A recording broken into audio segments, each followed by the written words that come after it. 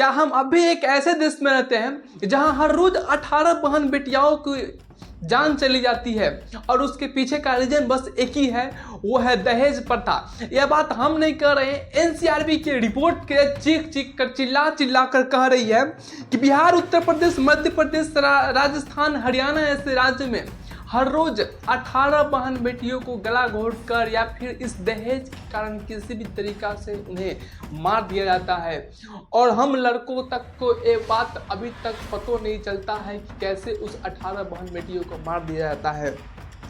इस देश में अगर एक लड़का की मृत्यु हुई, न जाने उस पर कितने सारे न्यूज़ चैनल वालों ने उस न्यूज़ चलाई, बड़ी बड़ी हेडलाइन, ये ब्रेकिंग न्यूज़ तक चलाई कि यहाँ के पुरुषों का जीवन खतरा है, पुरुष समाज का जीवन खतरा है। लेकिन उस बहन बेटियों के बारे में कौन सोचेगा जो हर रोज 18 बहन बेटियां का मौत हो रही है, चाहे वो गला घोट कर हो, चाहे वो पानी में डुबो कर हो, चाहे जैसे भी हो।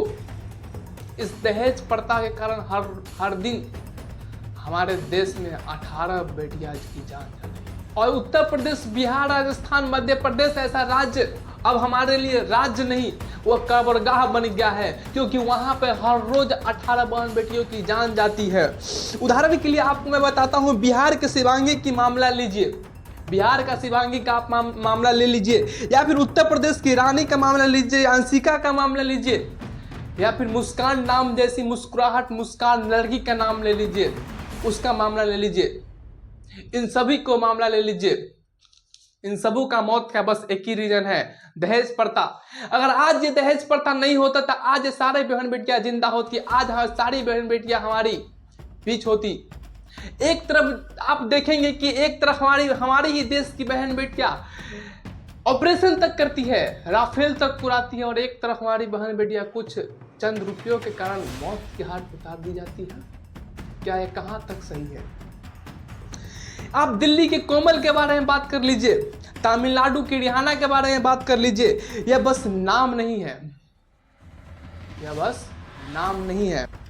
इन सभी के चीखे हमारे नींदें उड़ाने के लिए काफ़ी है। लेकिन हम क्या करते हैं, हम अपने मोबाइल की स्क्रीन पर उस सारे न्यूज़ों को देख लेते हैं एक बार और बस उसे स्क्रॉल कर देते हैं। हम क्या करते हैं तो टीवी की रिमोट से हम उसको आगे स्क्रॉल कर बढ़ते हैं, लेकिन चंद मिनटों तक हम उसको सोचते भी तक नहीं है। हम एक जानने का प्रयास भी नहीं करते हैं कि आखिर ये मौत हुई तो हुई कैसे, इसका रीज़न क्या है।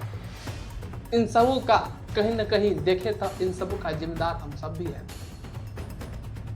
हमें एक छोटा सा समय नहीं मिलता है कि उसके बारे में जाने कि उसकी मौत हुई कैसे, इसके लिए थोड़ी सी एक आवाज़ उठा ले, नहीं, हमें उतना तक का समय नहीं। अरे टाइम क्या हो, मरे इससे क्या फायदा, मरे उससे क्या मतलब।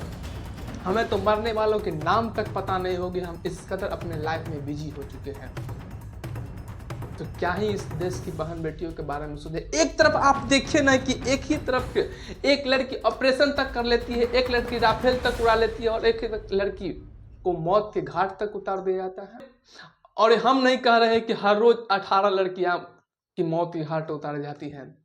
एनसीआरबी की रिपोर्ट चीख चीख कर चिल्ला चिल्ला कर रही है। और आपको पता होगा कि ज्यादातर मामले तो हमारे थाने में दर्ज तक नहीं होते हैं, ज्यादातर मामले तो उस गांव में ही दबकर रह जाते हैं, क्योंकि एक बाप डरता है अपने बेटियों को इज्जत के लेकर, एक बेटी डरती है अपने बाप की इज्जत पगड़ी को लेकर। इसीलिए ऐसा बहुत सारे मामला है जो एफआईआर तक नहीं होते हैं, रजिस्टर तक नहीं होते हैं। यह हमें आंकड़ा बता, हर साल 7000 के अप्रॉक्स लड़कियां को मौत के घाट उतारी जाती है। ये हम सरकारी आंकड़ा आपको बता रहे हैं। अगर आपको ऐसे निजी जीवन में देखा जाए तो बहुत सारी न्यूज आपको मिलती होगी गांव में, लेकिन आप कुछ उस पर रिएक्शन नहीं लेते हो। और शायद इन सबों के लिए हम भी कहीं ना कहीं गुनहगार है, क्योंकि एक बेटी को बचपन में सिखाया जाता है कि उसको डोली से लेकर आर्थिक तक सब कुछ उसके ससुराल वालों को शादी के बाद सौंप दिया जाता है। क्या यही एक गलती के कारण उसकी मौत हो जाती है?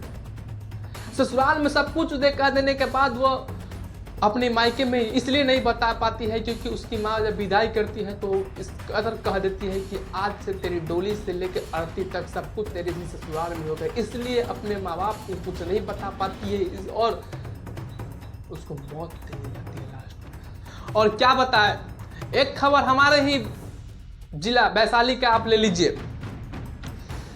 नारंदपुर गांव के शिवांगी का ससुराल वालों के सामने ने ही अपने बाप ने उसे जलाया, उसको भी मौत कर घाट उतार दी गई थी। उसे नदी में फेंक दिया गया था। उसके बाप ने FIR किया, पुलिस प्रशासन के पास उसका बॉडी नहीं मिला, तो अपने लड़की के बाप ने खुद ही बॉडी को खोजा और लड़के वाले के चौखट के आगे जाकर जला दिया उस बॉडी को, अपनी बेटी को। आप सोच कर देखिए कि वो बाप अपने बेटी को चिता में आग लगाते समय उसकी दिल पर क्या बीतती होगी। ये मामला कहीं दूर का नहीं है साहब, ये मामला मेरे गांव के कुछ किलोमीटर दूर का है। मैं भी वैशाली जिला को, ये मामला भी वैशाली जिला का नारंदपुर गांव का है। क्या गुनाह है इन सारी लड़कियों को। उत्तर प्रदेश का निकी का मामला, बिहार की रवाना का मामला, मात्र 5 लाख रुपया के लिए इनकी मौत की घाट उतार दी गई। उत्तर प्रदेश की रानी, मात्र मोटरसाइकिल के कारण उनकी मौत की घाट उतार दी गई और कुछ चंद पैसों के कारण। उत्तर प्रदेश की मुस्कान, बस एक कार के कारण उसकी मौत की घाट उतार दी गई। तमिलनाडु के अलीगढ़ का न जाने कैसा कैसा मामला कई सालों से आता है। इन सबों से हमको रूह कांप लेनी चाहिए।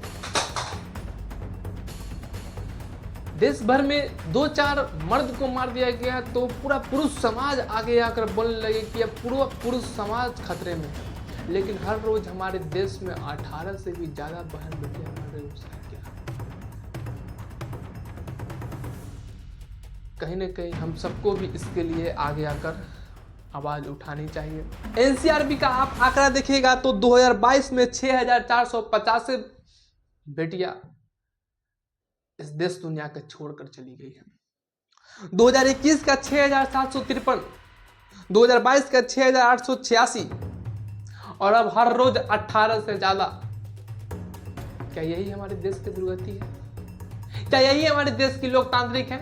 और आपको जानकर हैरानी होगी कि आज तक हमारे देश में दहेज हत्यारों को आज तक एक भी फांसी तक नहीं हुई है। कहीं ना कहीं इसके लिए जिम्मेदार हम पुरुष समाज भी हैं। पुरुष समाज को डर हो गई थे कि 4 पुरुषों को हमारे देश से मार गई थी, तब पूरे पुरुष समाज डर गए थे कि अब हमारे पुरुष समाज खतरे में है। लेकिन इन बेटियों के कौन आवाज उठाएगा? हाथ जोड़कर इस पुरुष समाज से अनुरोध है कि इन हमारी बहन बेटियों के लिए जिम्मेदार आप हैं। हर रोज अगर 18 लड़कियां की मौत होती है तो इसके लिए जिम्मेदार हम भी हैं और कहीं ना कहीं जिम्मेदार आप भी हैं।